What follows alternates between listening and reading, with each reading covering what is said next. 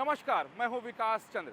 बिहार में बीजेपी ने अपने सहयोगी दलों के साथ सीटों के समझौते का ऐलान कर दिया। उस ऐलान के बाद पशुपति पारस का असंतोष सामने आया और आज पशुपति पारस ने मोदी मंत्रिमंडल से इस्तीफा दे दिया।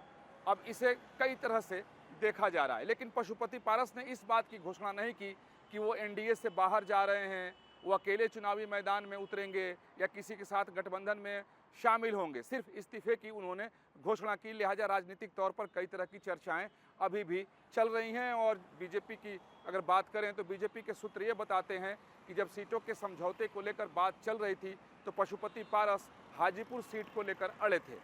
आपको बता दूं कि रामविलास पासवान के निधन के बाद जो लोक जनशक्ति पार्टी थी उसमें बंटवारा हो गया।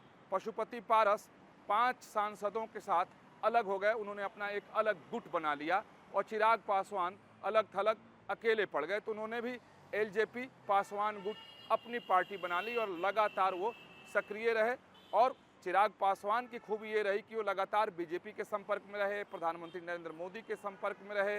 हालांकि चाचा और भतीजे में तलखी कभी ख़त्म नहीं हुई, लेकिन वो तलखी सबसे ज़्यादा बढ़ी जब सीटों के समझौते को लेकर बातचीत आगे बढ़ी।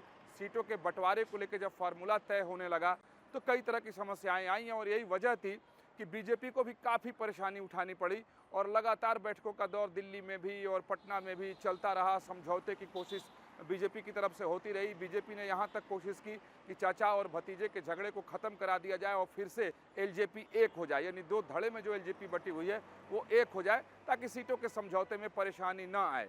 लेकिन पशुपति पारस हाजीपुर सीट को लेकर के अड़े थे, खगड़िया की सीट को लेकर अड़े थे, समस्तीपुर की सीट को लेकर अड़े हुए थे। लिहाजा चिराग पासवान मानने को तैयार नहीं हुए। पशुपति पारस का कहना था कि वो हाजीपुर सीट से चुनाव लड़ेंगे ही लड़ेंगे, जबकि चिराग पासवान का कहना था कि वो उनकी पिता की परंपरागत सीट है, लिहाजा उस पर अधिकार उनका बनता है और वो हाजीपुर सीट किसी भी कीमत पर नहीं छोड़ेंगे। इसको लेकर बिहार के नेताओं के साथ बीजेपी नेताओं की लंबी बैठक होती रही ताकि सीटों का समझौता हो जाए।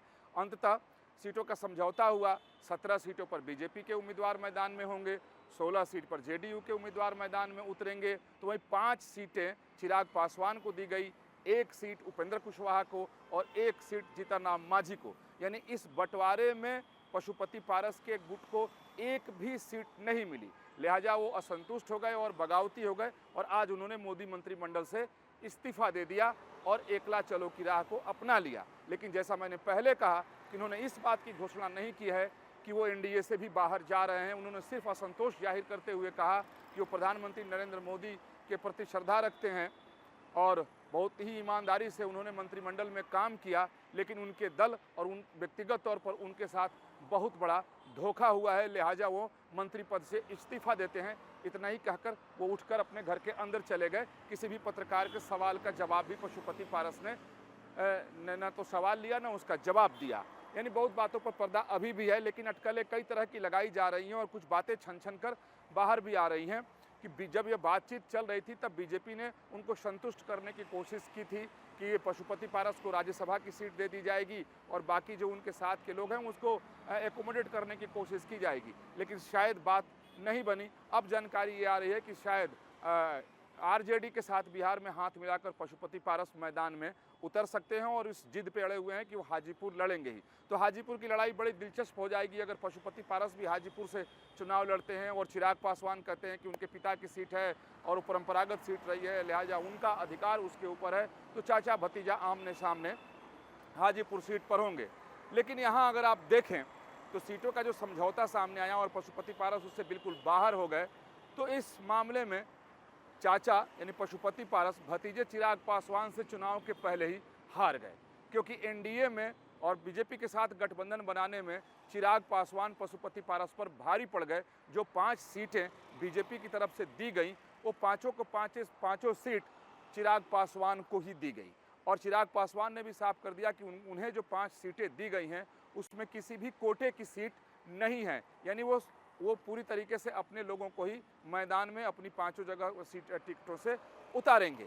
अब इसको लेकर के खींचतान बढ़ी है। ये पहला अवसर है लोकसभा चुनाव 2024 के पहले कि असंतुष्ट होकर मोदी मंत्रिमंडल के किसी मंत्री ने इस्तीफा दे दिया है और इस्तीफा दे करके वो अपनी राह तलाशने लगे हैं। लेकिन अब ये दिलचस्प हो गया है ये देखना कि पशुपति पारस का अगला कदम क्या होता है, क्योंकि इंडिया गठबंधन, जो इंडी गठबंधन के नाम से भी जाना जाता है, उसमें भी उनके जाने की संभावना है और कई तरह की बातें चल रही हैं। हालांकि अगर बीजेपी की सूत्रों की माने तो बीजेपी ने उन्हें ऑफर दिया है कि चुनाव के बाद उन्हें राज्यसभा भेज दिया जाएगा और बाकी जो लोग उनके हैं उनका ख्याल भी बीजेपी रखेगी। लेकिन शायद पशुपति पारस इससे संतुष्ट नहीं हुए, तो अब चिराग पासवान के साथ बीजेपी चुनावी मैदान में बिहार की होगी।